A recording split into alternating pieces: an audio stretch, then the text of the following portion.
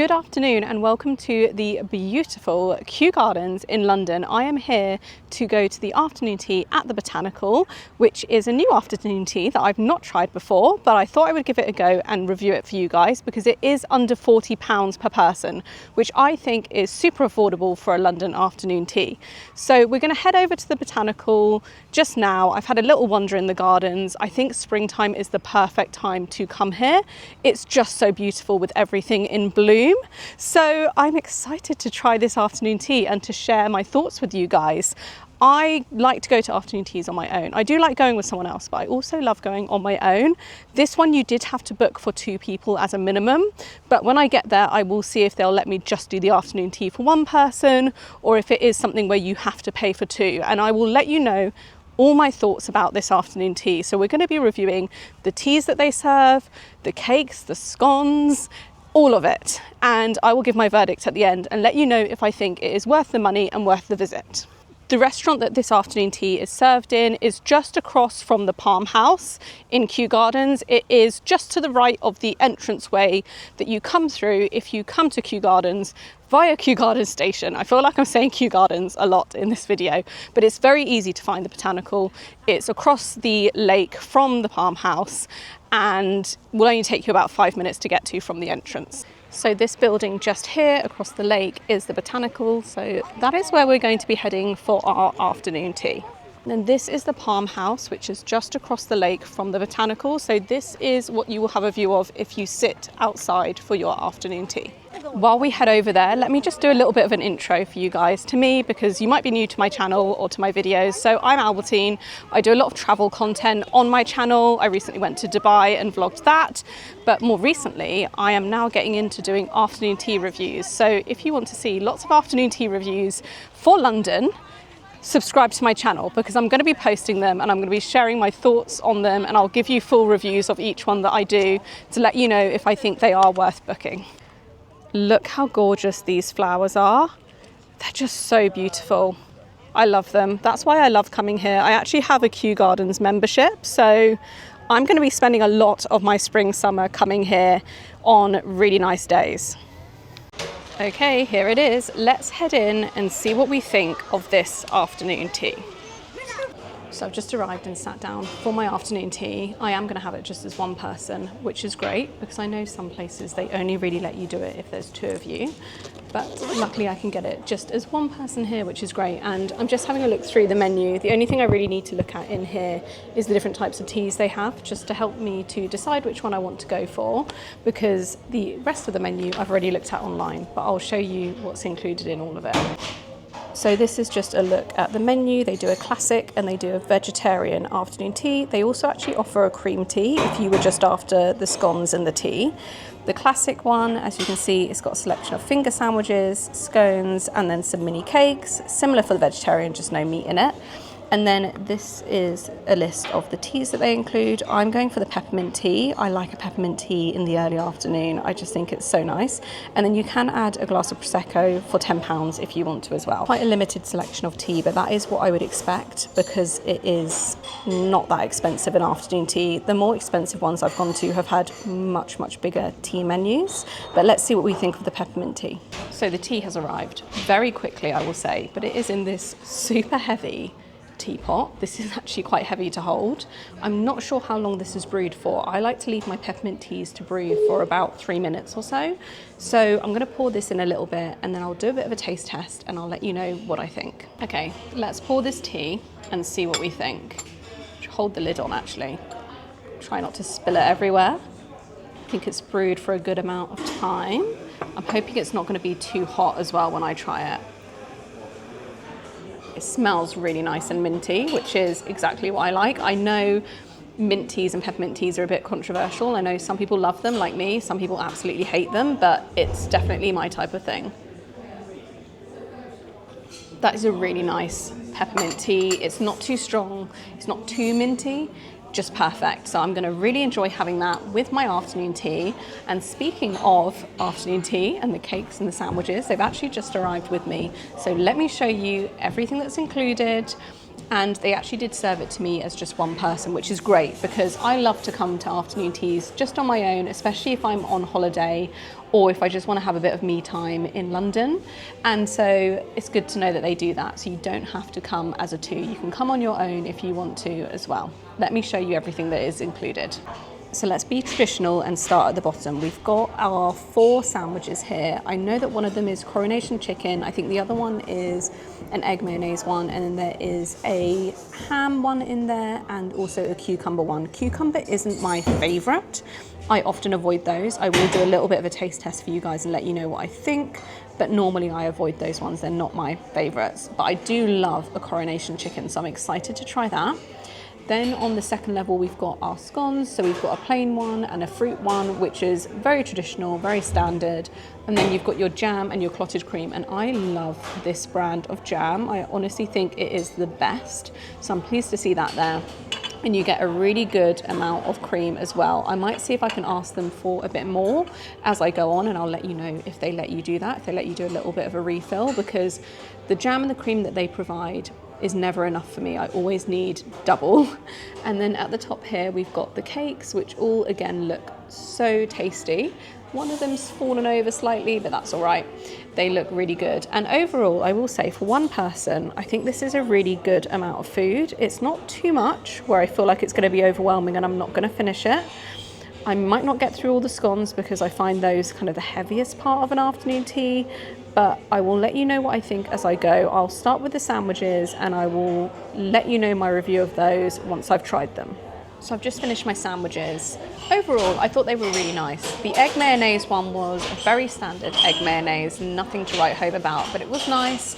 And then the coronation chicken I really liked. It had raisins in it, and I feel like they added a nice little element to them. I know coronation chicken typically does have raisins in it, but sometimes in sandwiches I feel like they skip them out, but I really, really liked that. Then there was a ham and mustard mayonnaise one.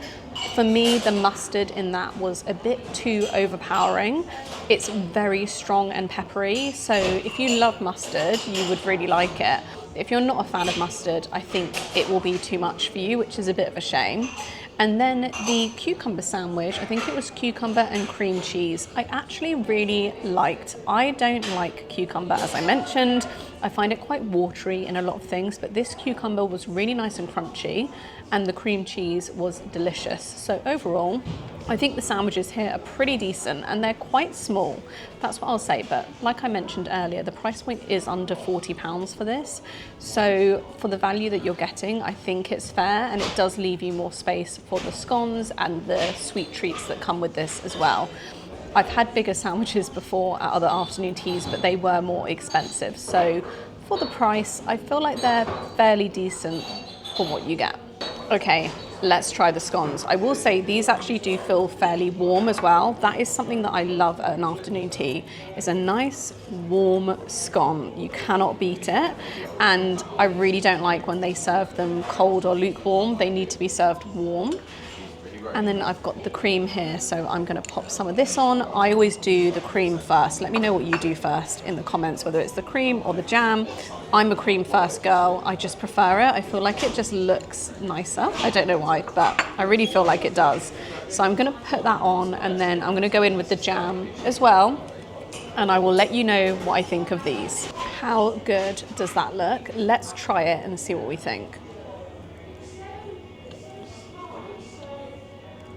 That is so good. You can't beat a scone with cream and jam. And I will say, the amount of cream that they give you here is plenty for 2 scones.